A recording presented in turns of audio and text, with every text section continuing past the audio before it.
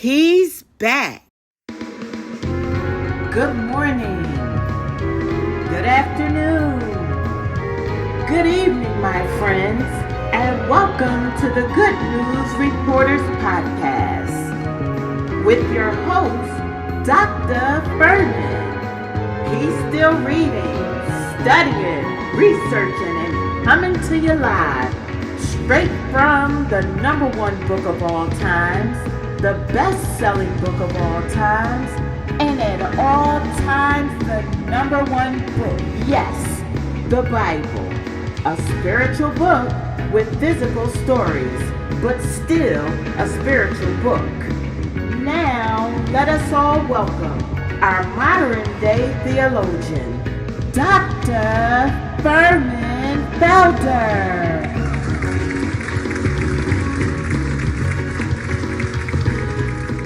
My wife and I were sitting down one day, and we were wondering why the Indians were so quiet during this time when people want to claim America for themselves, and we know history tells Indian.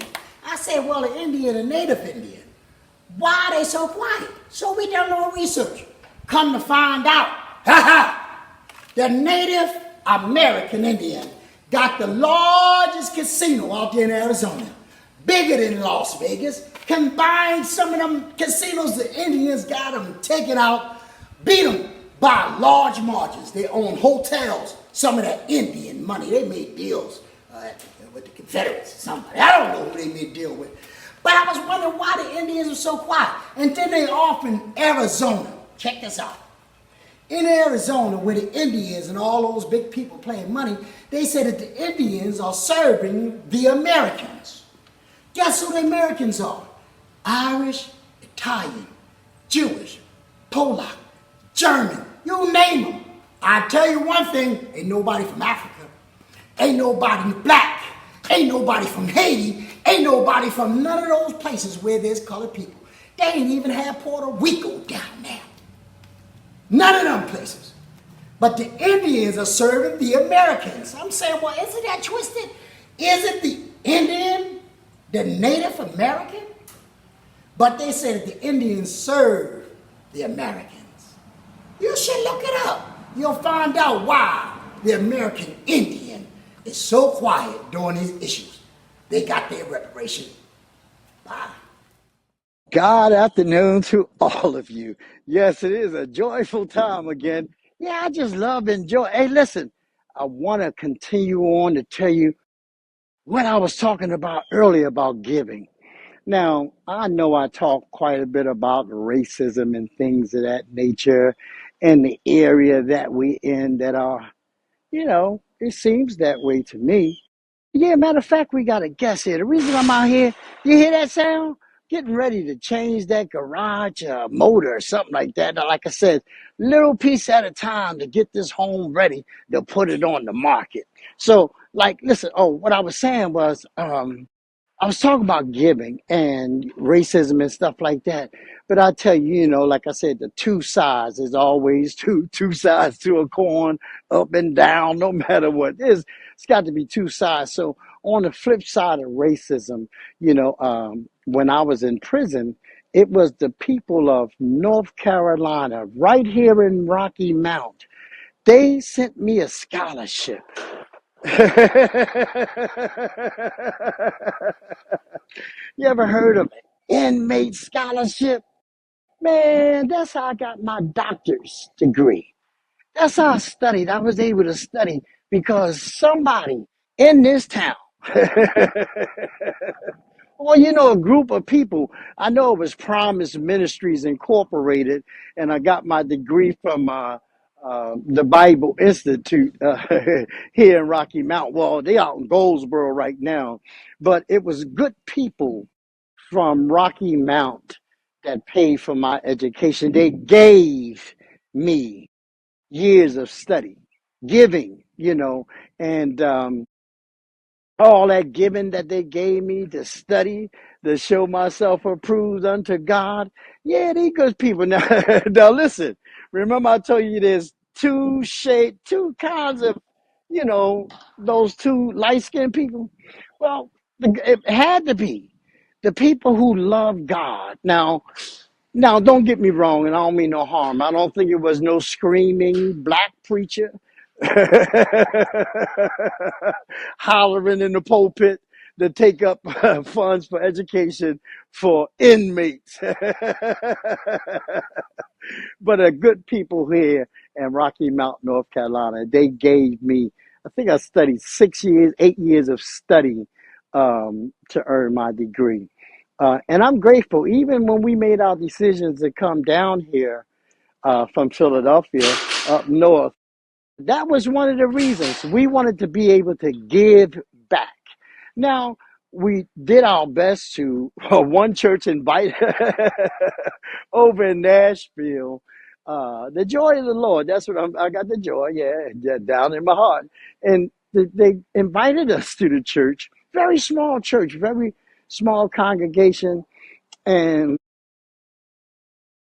I didn't know how to, excuse me, I didn't really know how to handle it all because they really wasn't prepared to receive what God had placed within me. Probably a little thick or overboard or, just a little too heavy for the situation. Um, but we thank God it was an opportunity. I guess they were calling for a pastor, but I still see God don't want me to do no pastoring in no church. But the offer came. But that's not it. But Tamika and I, we were able to give with, some of the gifts that she made. Yeah, she has, matter of fact, wordware. Once we move, wordware will be back on the market. We'll be able to display some of uh, the fine clothing, the attire, some of the things she designed. Yeah, we have we have them, and I want to do a booklet, on her, wordwear line of clothing, the the clothing line that honors God. Yeah, we'll be back with that once we get to Greenville, But we were able to pass out some T-shirts that uplifted the name of Jesus, a T-shirt for understanding, some bracelets and things of that nature, especially during COVID. We were able to do that to encourage what you call them, the cashiers and some of the doctors and nurses and things of that nature. That's the only way we could give financially help, whatever it is. But the whole thing is because, listen, that's what God did for me. He gave me. That's what the people of North Carolina, Rocky Mount gave me. They gave me something that would help me to grow and develop. And then, like I said, the cup runneth over, water flowing from our belly. Yeah, that living water, like the Bible says. You know what I'm talking about. Stop that. We'll be right back with the Good News Reporter. But the fruit of the Spirit is love, joy, peace, patience, kindness, goodness, faithfulness, gentleness, self-control. Against such things there is no law. Galatians chapter 5, verses 22 and 23. But listen, the brother here, he's from Israel. The brother here, Levi, when we heard his name, we kind of, Tamika and I, but he's repairing the garage fence right now. But I just wanted to get back on here today and just say how important it is when you give. Like I say, the Bible, it says it. Was it Jesus who said it directly? Give, it'll come back to you. Pressed down, shaken together, and run it over. People should give unto you. You know, um, Giving is a powerful thing, but I tell you, on the flip side of that thing, man, I done met some parsimonious people, stingy people, you know what I'm saying? People who are just selfish. They think about their own good. They think about their own selves. They think about what somebody could do for them all the time. Even when someone is laying down and they may be recovering from some kind of hospital situation, and still people will try to depend on that person because that person is strong. But sometimes we get weak. Sometimes we need y'all to wait on us. I'm just not me. I'm just saying. Sometimes, when you're in the kind of situation, that's what you got to deal with. You got to stop being so selfish all the time. worrying about oneself. Learn to give. Learn to give. You know, one day, let me give you this here. If I had a piece of paper, I could make it plain to you, but I'm going to do the best I can with this here. When you have a big circle, let's say a big circle, if you were in a big circle, and the only thing in that big circle is M-E, me, a big old M and a big old E. Selfish. You ain't got no room, no room in that circle for anybody else. You're too big. Too big. You too big. Taking up the whole circle. You don't want to take up the whole circle with just me, M. A big old M. Yeah, I'm saying it again.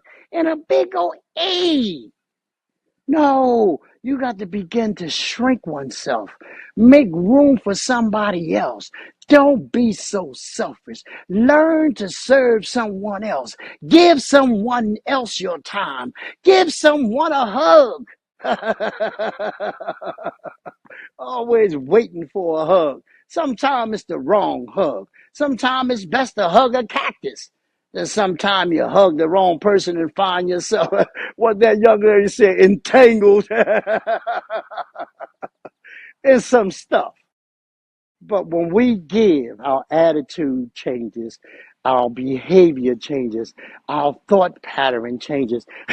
But don't forget the defense now when someone wants to try to take advantage. But don't let them steal your blessings because it's better to give than to receive. And that's that whole thing about giving. You know, you can always receive. You don't get it. You know, Jesus, you know, when he says, when somebody smack you on one side, let them smack the other, that's kind of backwards, isn't it? You know, normally people would respond in a different way, especially if they're from North Philly.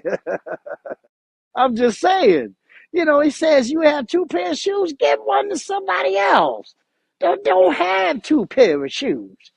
Or don't have one pair of shoes. You know, it's about giving because no matter what, nobody can change the law of God.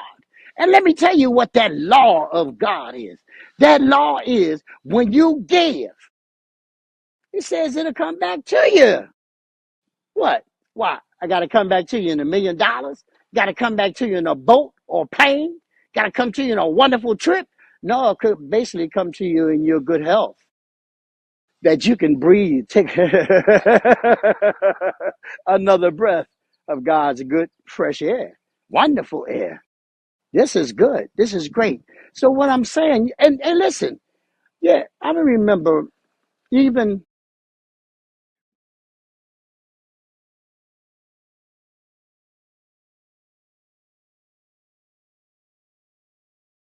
when I came home from prison. And yeah, deserted by family, deserted by my very biological baby. She's in my life now, Nanik. I was really deserted. Um, was I wasn't given much of a chance at that time, but God had blessed me with a daughter, uh, a niece, and God showed me how to give to that child as if she was my very own baby. And yes, just like that, 14 years straight, from 12 to 26, full grown. Um, but the thing was, I didn't have any money. No, I think I was making $60 a week playing drums in a Baptist church.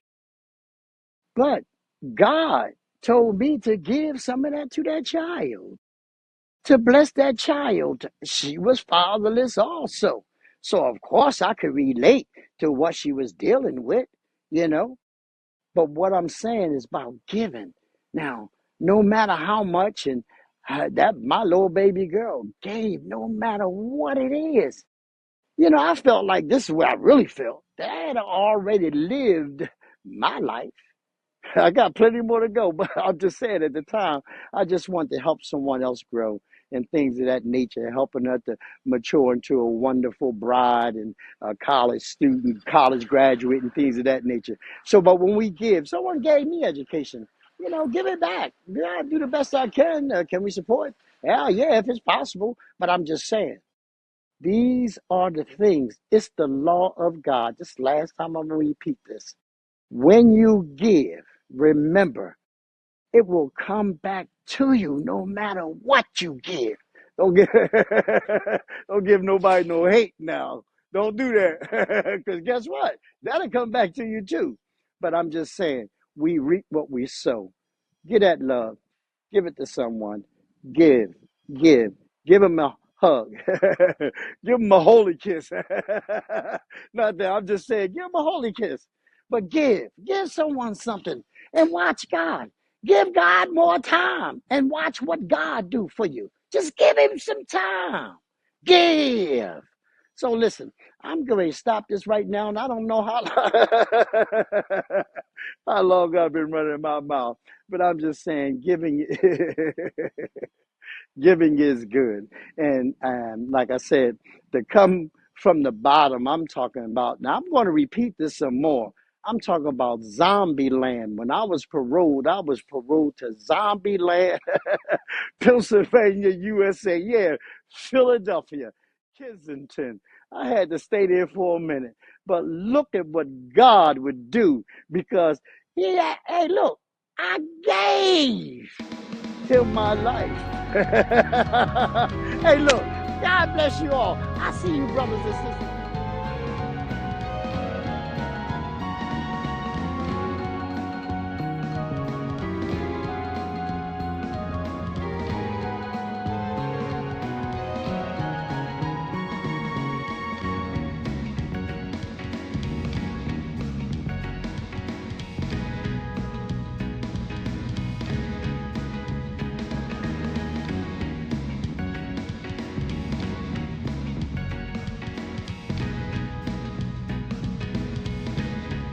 This is a Tam Fermables TV production. And we're going beyond the norm.